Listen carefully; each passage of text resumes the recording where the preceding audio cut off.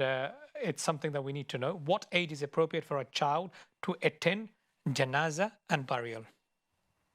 What age is appropriate? Now, there's no restriction in that sense, okay? And it's very good for us when our children are of the age of understanding. So it's not a set age. You know, children are different. Yeah. Some children mature quickly. Correct. You know, they have, you know, they start asking questions about everything and they want to know and they want to see things and they want to get involved. Some children are a bit slower at developing like that. But everyone gets there. You know, the scholars, the fuqaha, they talk about 7 being the age of discernment, knowing between right and wrong. And then older than that, there's differences because people differ in how quickly they mature.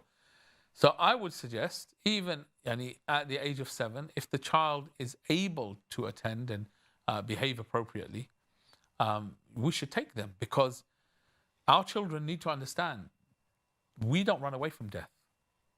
Okay, it's not something that's taboo. In current culture, they don't like to talk about death. It's discouraged. Yes, discouraged. Why? Because, and as the scholar said of the past, the reason why you hate death is because you're moving from the place that you've populated and you spent all your time over to the place that you caused ruin in. You ruined your hereafter. So obviously you don't want to think about that. You don't want to go there because it's a ruin. You did that. You gave preference over here. We want to do the opposite. We want to be people who are hereafter-centric. We want to be focused on the hereafter. How do you do that?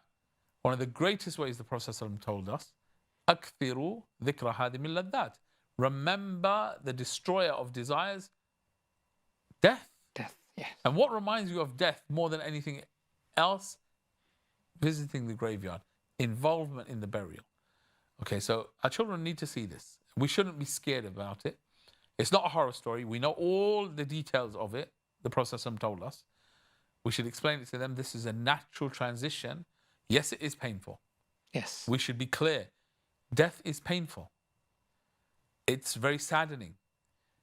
But it is Allah's decree.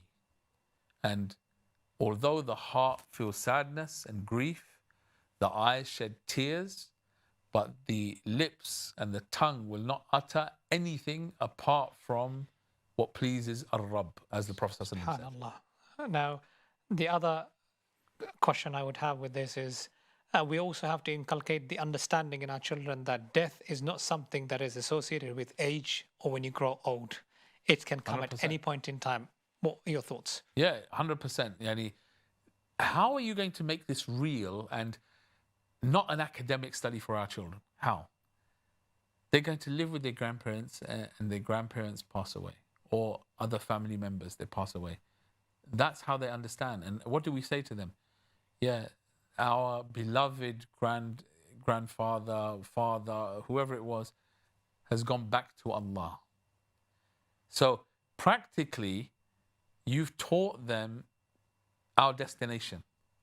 Practically, you've inculcated that in their hearts and etched it, because it's real. It's living the patience and the creed, the faith of Islam. You can teach them all you like, just tell them facts and whatever. It doesn't make it real until you have to go through that experience and you know how to live it. It doesn't become ingrained in you. You know, how do we know what to say when someone dies and what not to say? Correct. Yeah, we know through have seen and witnessed our parents and our relatives say it and do it. Okay, excellent. Jazakallahu khairan. And it is so true that when you visit the graveyard, the cemetery, you feel humbled. You feel that you have nothing, and this is where you will end up. And the consciousness comes, the mindset changes. So inshallah, we will talk about it more. And there are a lot of other questions there. Sheikh, Jazakallah khair for kindly answering those questions. And alhamdulillah, our viewers are benefiting from these answers.